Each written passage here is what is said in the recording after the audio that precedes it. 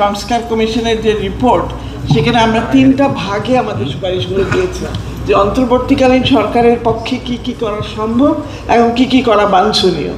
দ্বিতীয়ত ছিল পরবর্তী নির্বাচিত সরকার আসলে আমরা আশা করতে পারি কোনগুলো তারা নিবে, অনেকগুলো হয়তো নিবে না।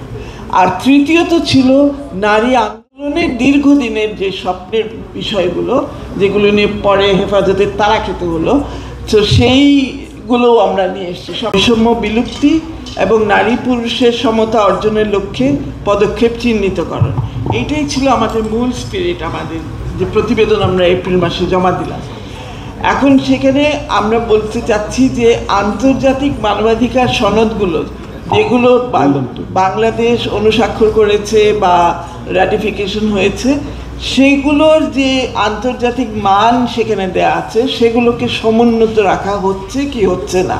এবং সেটা শুধু সিডর ব্যাপারে বলবো না, যেটা নাকি নারীর প্রতি বৈষম্য বিলুপ্তির যে সনদ, শুধু সেই ব্যাপারে না, ICCPR, ICSCR, convention against torture, refugee convention আমরা এখনও সই করি নাই।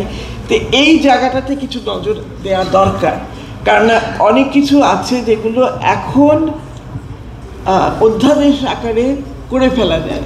আমার ভয় হচ্ছে যে অনেক সময় নির্বাচিত রাজনৈতিক সরকার অনেক কিছু হাত দিতে চায় না, কারণ তাদেরকে চিন্তা করতে হয় ভোটের ব্যাপারে।